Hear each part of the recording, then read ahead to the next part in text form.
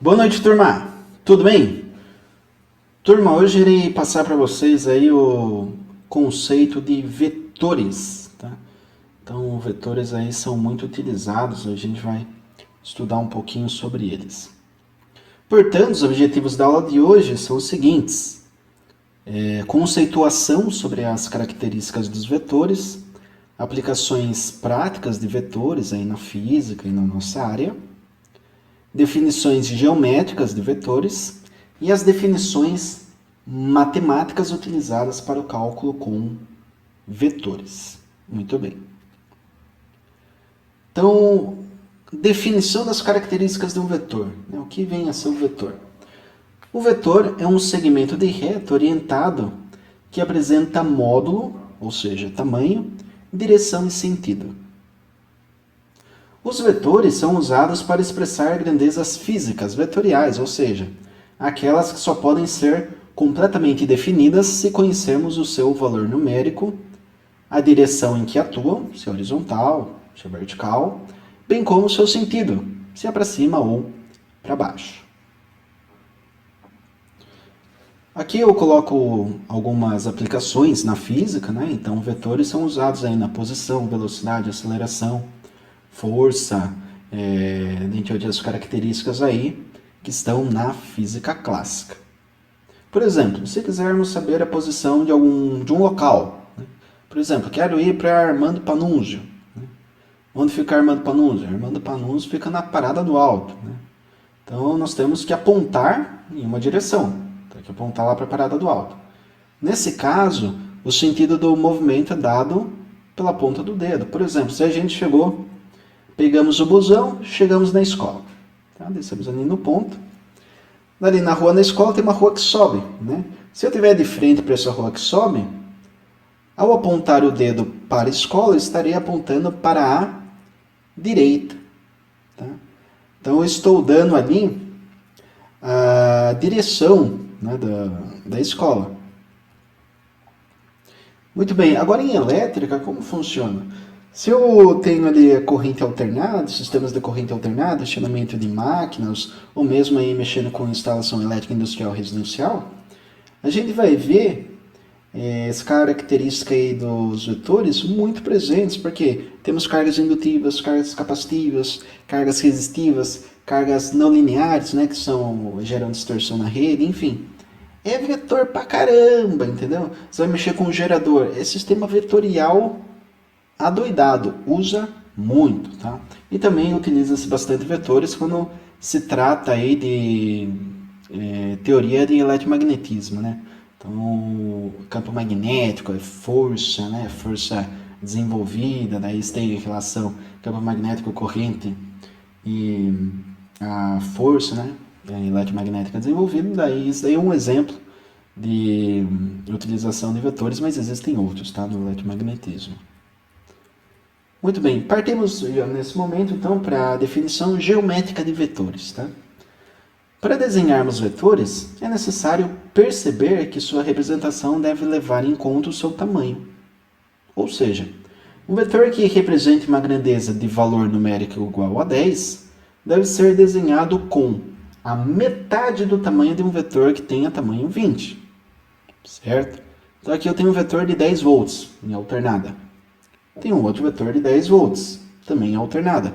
Só que o que está mudando aqui é a direção. Esse vetor ele está na horizontal. E este tem um ângulo com relação à horizontal. Tá? Aqui o ângulo é zero, aqui um ângulo diferente de zero.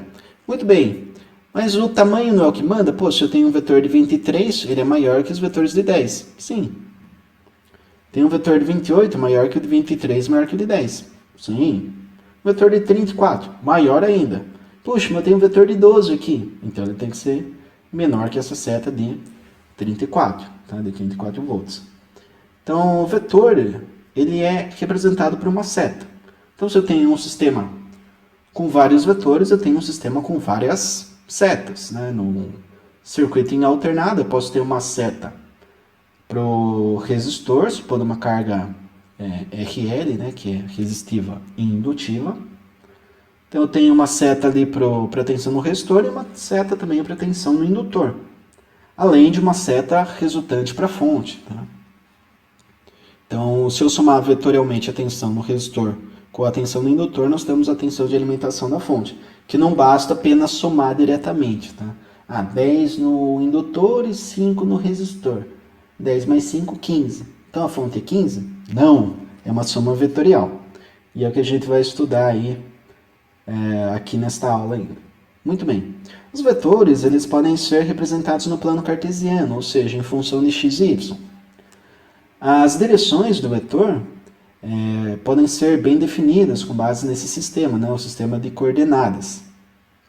Então, se a gente for utilizar aí o sistema cartesiano, as direções do espaço seriam x e y, em que o vetor ele vai ser escrito como v igual, abre parênteses, x, vírgula, y, fecha parênteses.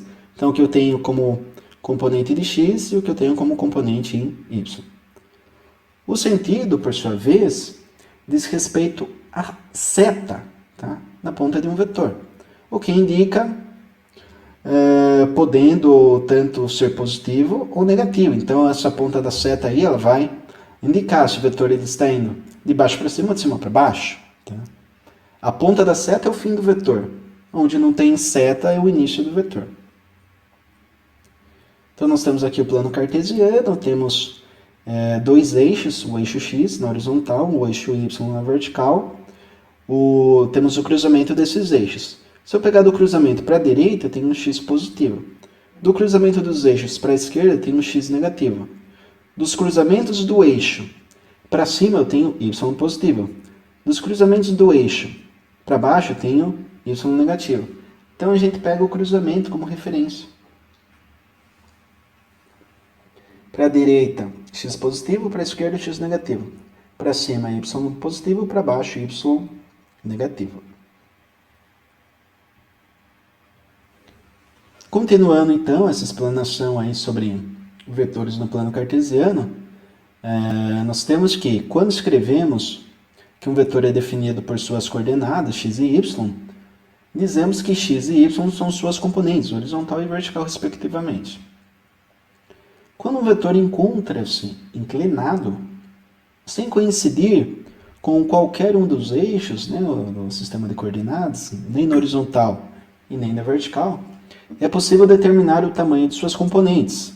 Para tanto, basta conhecermos o ângulo θ, formado entre o vetor e a direção horizontal com o módulo desse vetor, né, um vetor azinho aqui que eu coloquei.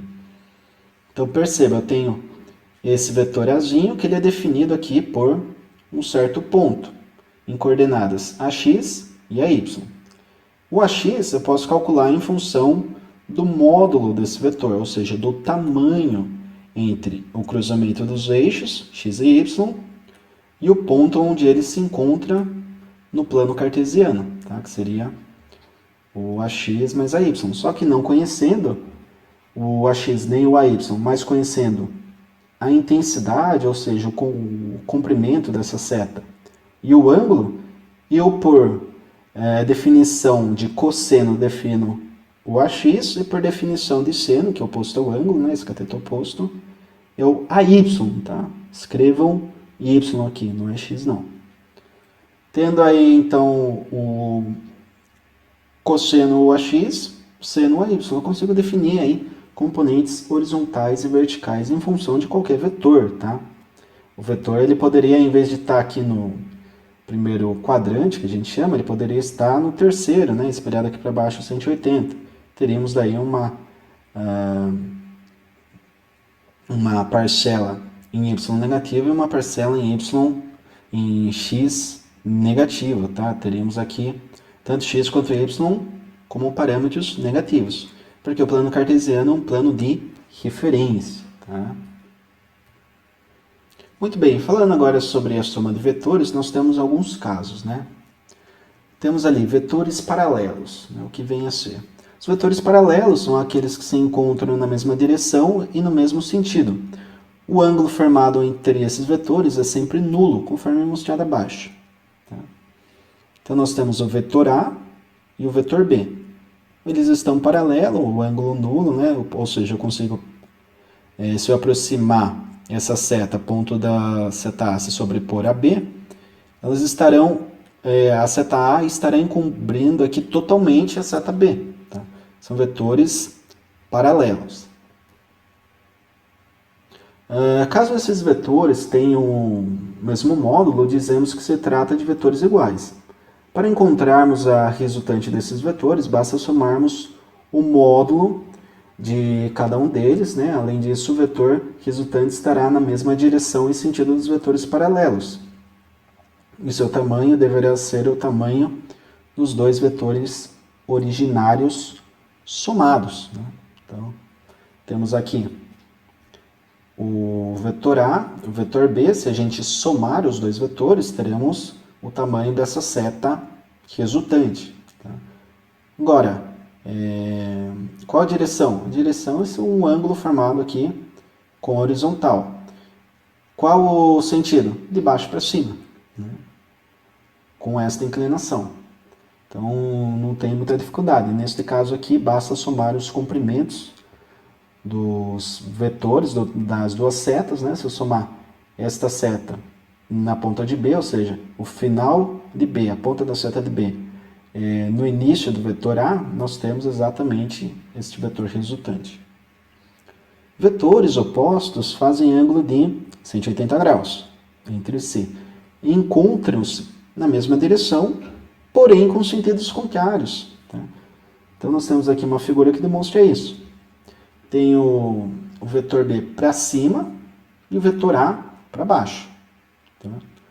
Só que existe a mesma direção. Esse ângulo de inclinação com relação horizontal, ele é igual para os dois, porém o sentido é diferente. Nesse caso aqui, o módulo, pela representação aqui, ele é idêntico, tá? Por isso que nós temos que representar o vetor com tamanho de seta respectivo aí ao seu módulo, tá? Para a gente entender isso. 180 graus porque está oposto, né? Ponta de B para cima, ponta de A para baixo. O vetor resultante de dois vetores opostos é dado pela diferença do módulo desses. Então é possível ver na figura abaixo aqui, né? Que nós temos um vetor B para cima e um vetor A para baixo. Tá? Perceba que o B é maior que A.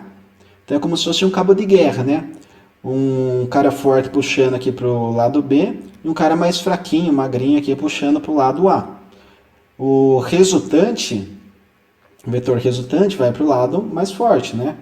Então o cara mais forte vai ter um vetor maior para representá-lo em relação ao mais fraco, mais magro, que nesse caso aqui seria o vetor A. Portanto, a resultante é sempre para o lado mais forte, tá? Então é a mesma coisa de eu subtrair. Eu pego o vetor B, subtraio do tamanho do vetor A, já que eles têm mesmo direção, sentidos opostos, mas mesma direção. Então posso usar essa subtração direta gerando uma resultante com mesma direção do vetor maior, porém menor intensidade. Vetores perpendiculares agora, né, eles formam aí um ângulo de 90 graus entre si. Então é uma outra possibilidade, tá? Aqui eu coloco a figura que representa. Para encontrarmos o vetor resultante de dois vetores perpendiculares, devemos ligar o início de um dos vetores à ponta do outro. Tá? Então aqui temos o vetor B de baixo para cima, tá? E o vetor A está conectado na ponta do B, indo da esquerda para a direita, certo? O vetor resultante, nesse caso, formará a hipotenusa de um triângulo retângulo. Tá? Então, resultante... Celular. Desculpa aí, turma. O vetor resultante ele vai partir do início do primeiro vetor até o fim do segundo vetor. Tá? O início do primeiro vetor, que no caso aqui é o vetor B, vai estar conectado no fim ao início do vetor A, que vai findar aí essa soma. Tá? Então a resultante é do ponto de início de B até a ponta da seta do vetor A. Tá? Temos aqui um triângulo retângulo, então se eu quiser saber o tamanho dessa resultante, basta fazer A ao quadrado mais B ao quadrado e extrair a raiz, teorema de Pitágoras clássico, que a gente encontra aqui o resultante. E vetores que não se encaixam em nenhum dos casos anteriores. eles podem ser determinados geometricamente pela regra do paralelograma, como é mostrado na figura ao lado. Então, o vetor vermelho é o B, né, o azul é o A. O que acontece? Ambos saem da origem. Tá? Então, isso daqui é a direção, o sentido e o módulo já definido. Né? O que acontece? Eu pego o vetor A, espelho ele na ponta do vetor B. Tá? Então, pego essa setinha aqui, sobo com ela e conecto aqui o início da seta na ponta do vetor B. Da mesma forma, eu pego o vetor B, espelho ele, ando com ele aqui, ó, e conecto o início do que seria o vetor B na ponta do que seria o vetor A. Tá? Fazendo aqui um espelhamento de B e um espelhamento de A. O que acontece? A resultante vai partir aqui da origem e termina no cruzamento, no toque aqui, no encontrar do espelhamento desses vetores. Tá?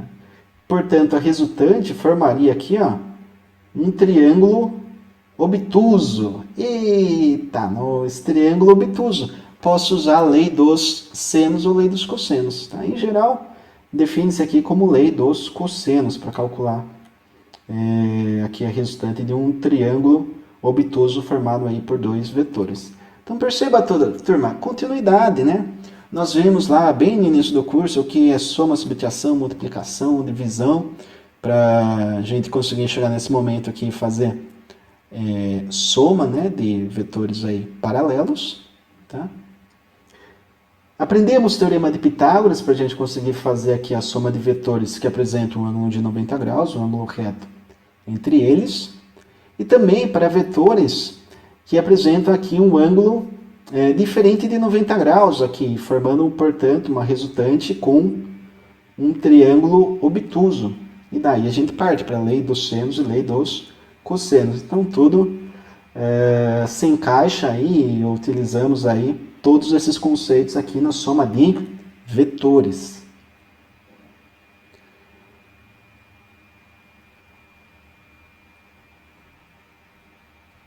E aqui é o mesmo slide, né? Ficou replicado, está duplicado.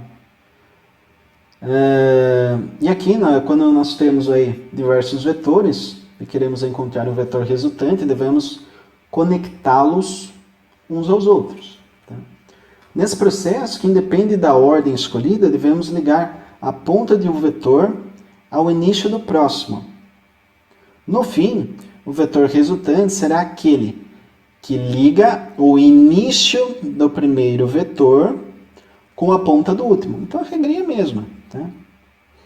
Só que perceba, tem o vetor A, um vetor grande, né, de alta intensidade, o vetor B, com uma intensidade diferente. Aqui já mudou tudo, né? O A tem uma direção, um determinado sentido, o B tem outra direção, outro sentido, outra intensidade, o C tem outra intensidade, outro sentido, outra direção, o D, outro sentido, outra direção, outra intensidade, mas o que interessa é, o A partiu desse ponto, ponta da seta aqui.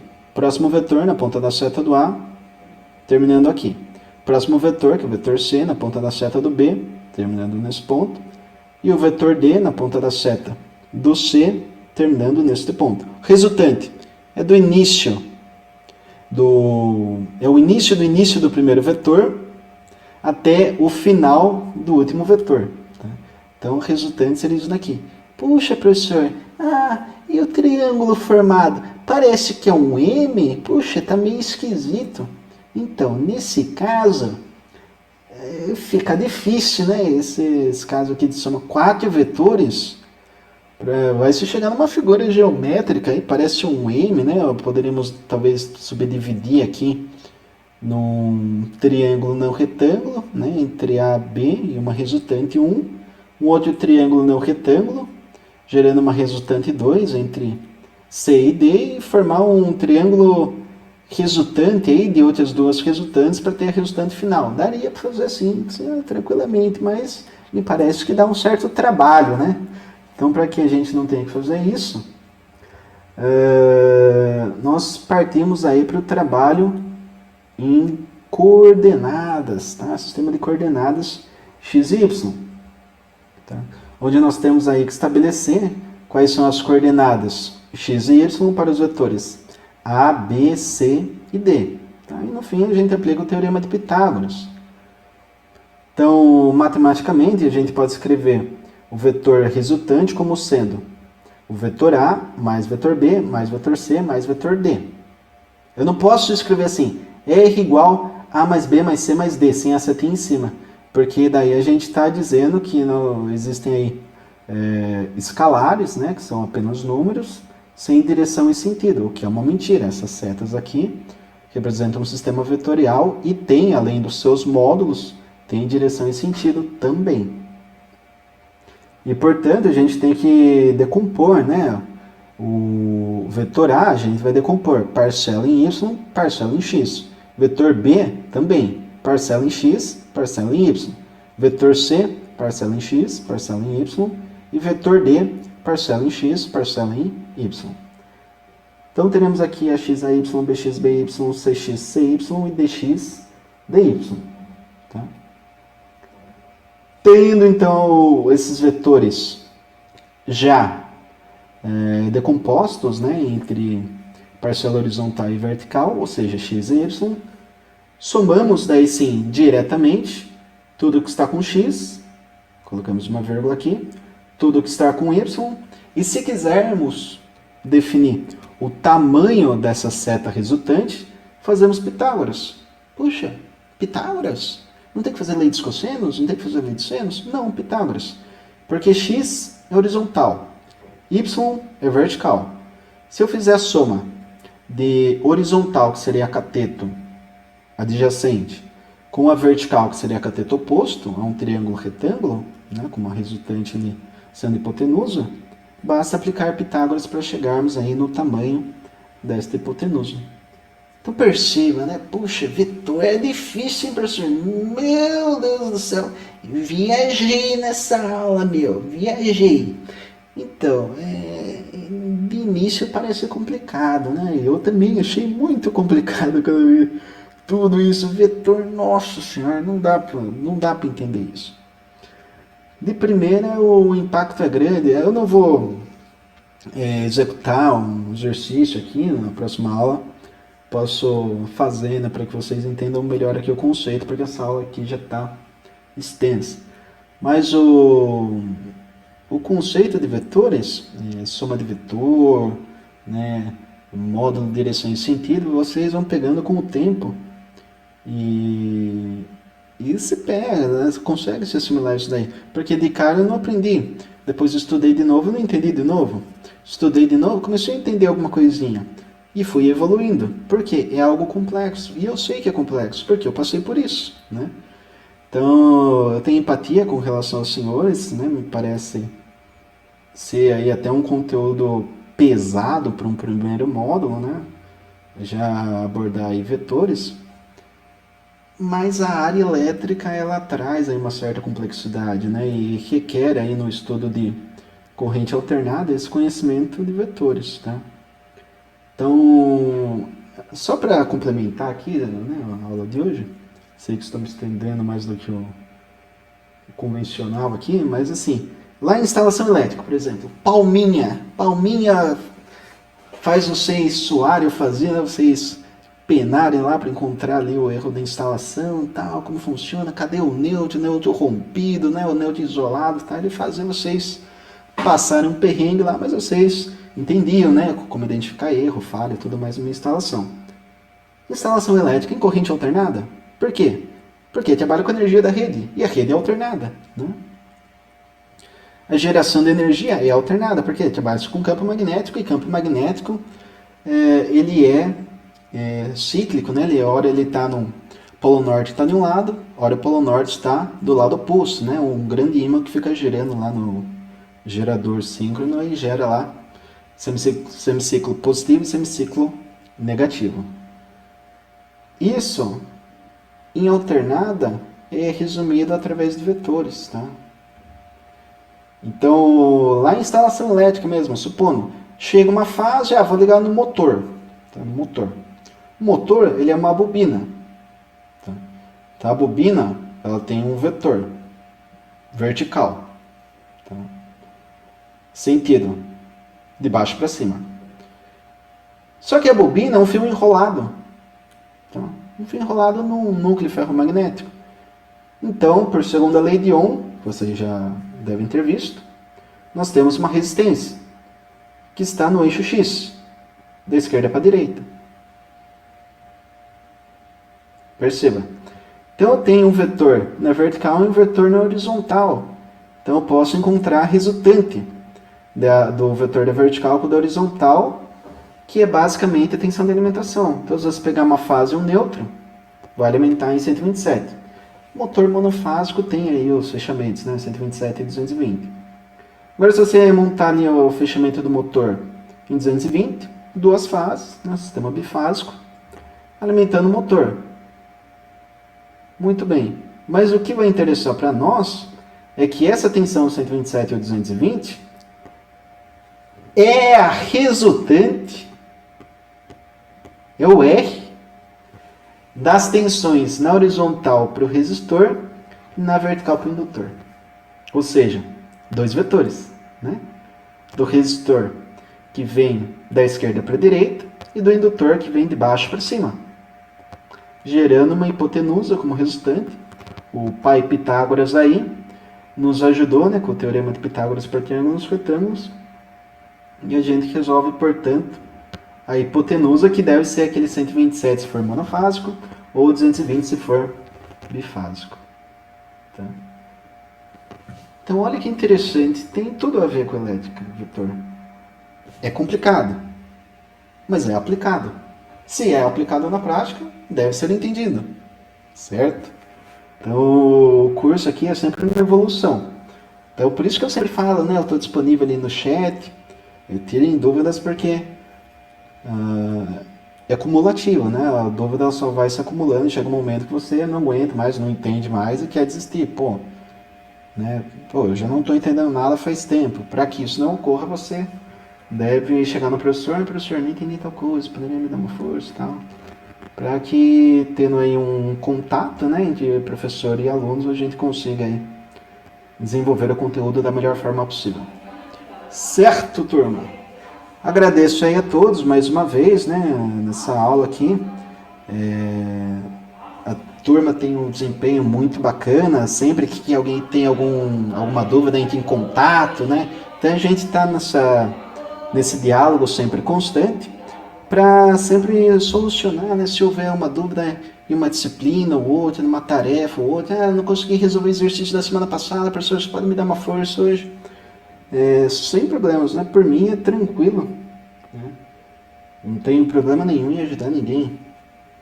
Então, deixar bem claro que sempre que vocês tiverem aí alguma dúvida, algum probleminha numa solução, ou não entender algum exemplo que eu fiz aqui na aula, pode mandar mensagem no Teams que eu vou responder e sanar as dúvidas. Certo, turma? Grato a todos, bons estudos, até!